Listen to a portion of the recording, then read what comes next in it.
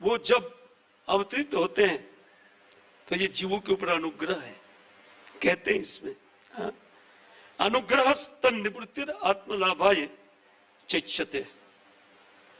और उससे अलग, माया से अलग भगवान की एक कृपा लीला, ये प्रपंच लीला में एक कृपा लीला चलती है।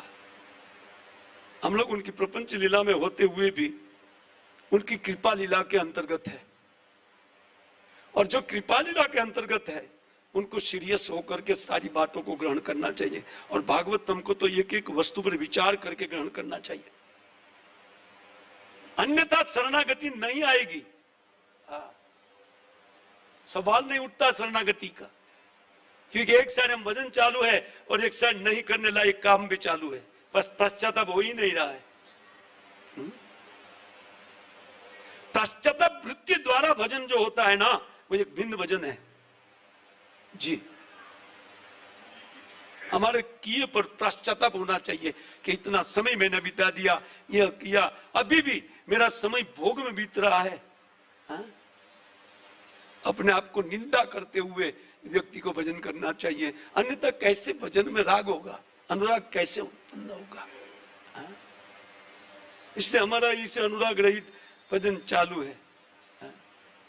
जब हो रहा है तो माला संख्या पूरी करने के लिए हो रहा है, जितना भी लंबा चौड़ा हो, लेकिन संख्या पूर्ति के लिए हो रहा है। अनुराग नहीं है भगवान में, वो अनुराग होगा उनके उपकारों को समझ करके। देखिए ना, संसार में कोई वस्तु एकाध फ्लैट सस्ता दिलाया वृंदावन में किसी ने, तो जीवन भर बेटे को भी बता के जाएंगे, जरा बेटा इसको ध्यान रखना। और जो जीवन दिया है, जो जीवन दे करके नहीं सब कुछ दिया है, उनके लिए नहीं ध्यान रखने के लिए बोलेंगे बेटा इनका भजन करना चाहिए ना। बेटा तो भोग की वस्तु है ना, बेटा तो भोग सप्लाई करता है, इसलिए सप्लाई करता रहे और मैं भजन करता रहूं, वैसे ही चलेगा भजन। और इधर वृंदावन में आकर के भोग चालू रहेगा जी। सत्य बात है कि झूठ बता रहे हैं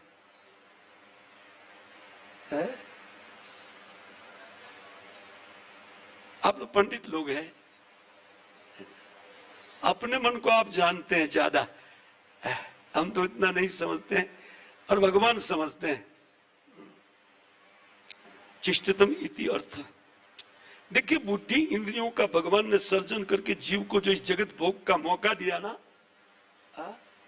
ये उन जीवों के ऊपर कृपा है। बोले एक ऐसी कृपा, पूर्व पक्ष उठा करके चक्रवर्ती ठाकुर आगे ये बात बता रहे हैं। कहते ननु विषय भोग हेतुभ्य स्थिति आदिभ्य पुनः संसार दुखम एवं शातित्या कोयम अनुग्रह।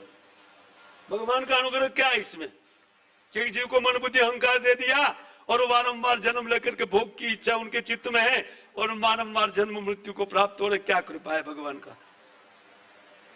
बहुत सुंदर बात इन पक्ष उठा करके विश्वनाथ चक्रवर्ती ठाकुर बताते हैं कि देखो, कहते ननु ये विषय भोगादि, ये जो मन बुद्धि अहंकार जो कुछ भी हमको दिया गया है भगवान के द्वारा, वो सब भगवान की कृपा से मानना चाहिए। किस रूप में बोलते, जब तक मन बुद्धि इंद्रिय या कर्मेंद्रिय नहीं होगा, जीव कैसे भक्ति कर पाएगा, ज्ञान भक्ति और वैराग्य वो कैसे प्राप्त कर सकता है जब तक उनके पास ये मन बुद्धि अहंकार नहीं रहेगा।